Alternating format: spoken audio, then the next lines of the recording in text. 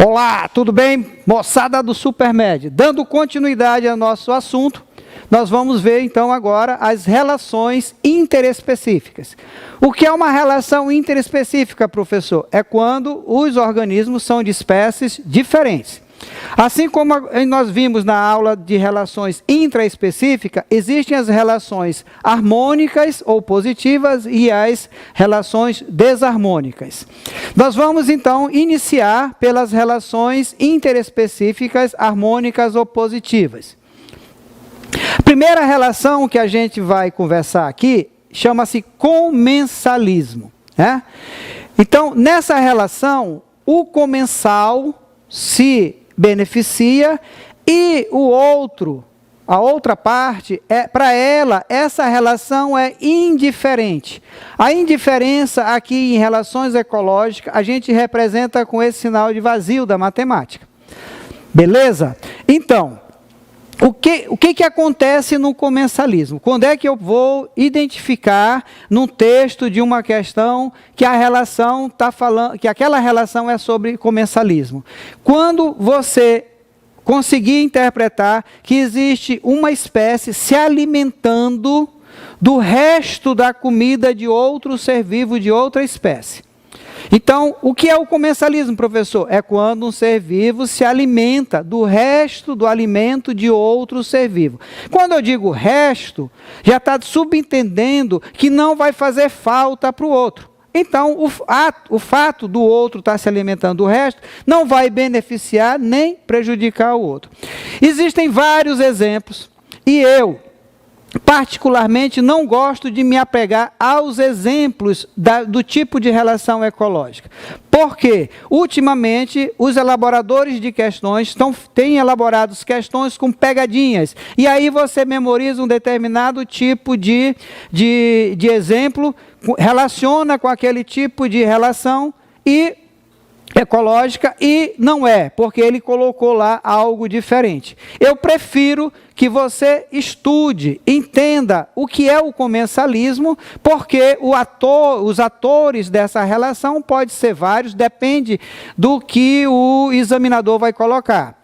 Tem aquele peixe piloto que se alimenta do resto da comida do tubarão, né? Tem outros exemplos, mas como eu disse, eu procuro não trabalhar muito essa questão desses exemplos mais famosos. Tudo bem? Ok. Um outro tipo, o segundo tipo de relação harmônica positiva interespecífica, galera, chama inquilinismo. O que é um inquilino? O inquilino é um ser vivo que mora na casa do outro.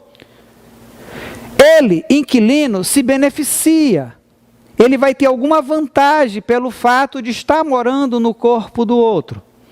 E o outro, o hospedeiro, para ele, essa relação com o inquilino é indiferente. Não traz nem benefício, não traz nem prejuízo.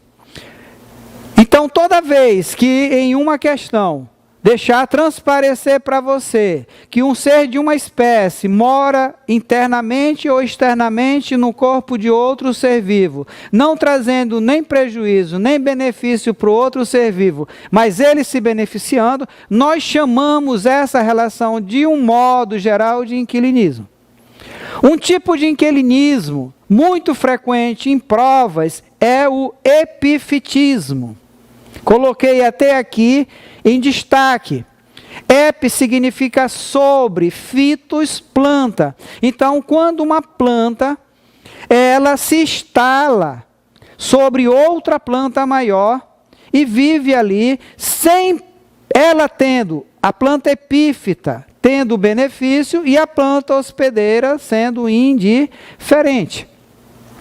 Aqui, o exemplo clássico são das orquídeas, né, que se instalam em outras plantas, mas existem outros exemplos.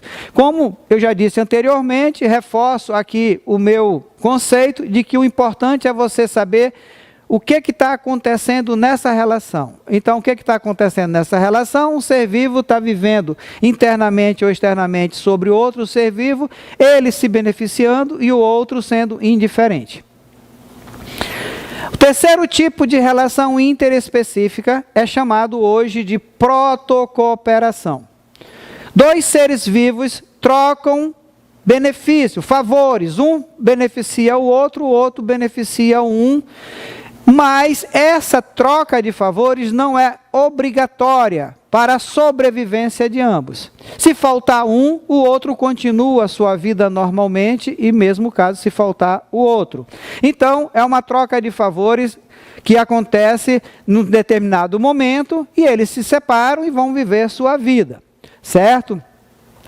Aqui, normalmente, os autores de livro associam ao pássaro palito e o jacaré. O pássaro palito entraria na boca do jacaré para tirar o resto de comida, de carne que teria nos dentes do jacaré. Com isso, fazendo uma limpeza dos dentes do jacaré, trazendo um benefício para o jacaré. E, ao mesmo tempo, o pássaro palito estaria se alimentando. O pássaro palito vive sem o jacaré vive sem o pássaro palito. É um exemplo que tanto pode, dependendo da história, se encaixar na protocooperação, como se encaixar no comensalismo. Por isso que eu tenho muito receio em ficar dando esses exemplos como se fossem os únicos que existem e nem sempre os atores estão fazendo aquele tipo de relação. Dois seres vivos na natureza podem interagir, podem se relacionar de várias maneiras diferentes, por isso não é aconselhável ficar decorando os exemplos. O mutualismo. No mutualismo, já é uma relação em que dois seres vivos de espécies diferentes interagem, os dois, ao longo do processo evolutivo. Essa relação foi se estreitando e foi causando uma dependência fisiológica entre eles. Nessa relação, mutualismo difere do protocooperação, porque aqui um não vive sem o outro. A necessidade do outro para a sobrevivência do um e vice-versa. Tá? Existem N exemplos de mutualismo na natureza. Podemos citar a questão dos risóbios que vivem nas raízes das leguminosas, fixando o nitrogênio, ganhando proteção e alimento, dos protozoários e bactérias que vivem no intestino dos ruminantes, digerindo a celulose, ganhando proteção e alimento, e vários outros exemplos que nós temos aqui sobre o mutualismo. As micorrizas, que são associações mutualísticas entre fungos e raízes de planta, e o exemplo mais famoso de mutualismo são os líquens, associação entre algas e fungos. Ok? Então, esses são os 4 tipos de relações interespecíficas harmônico-positiva. Para finalizar essa aula, eu gostaria de conversar com vocês a respeito desse termo, simbiose. Com certeza, muitos de vocês já ouviram esse termo sendo sinônimo de mutualismo. Pois muito bem. No começo desse conteúdo de ecologia, essa relação onde dois seres vivos de espécies diferentes interagem, um dependente do outro para sua sobrevivência, era chamada de simbiose.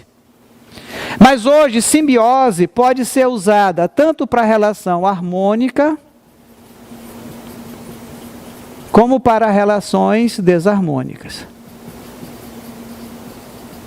Historicamente, se usa a simbiose para as relações harmônicas. Dessa maneira, a gente finaliza aqui essa parte das relações ecológicas interespecíficas harmônicas. Estudem bem esse conteúdo, isso é um conteúdo muito cobrado no Enem e também nos nossos vestibulares. Espero ter contribuído para o sucesso de vocês no vestibular, atingindo o objetivo de conseguir a sua vaga lá na Universidade Federal. Até logo e até a próxima aula. Muito obrigado.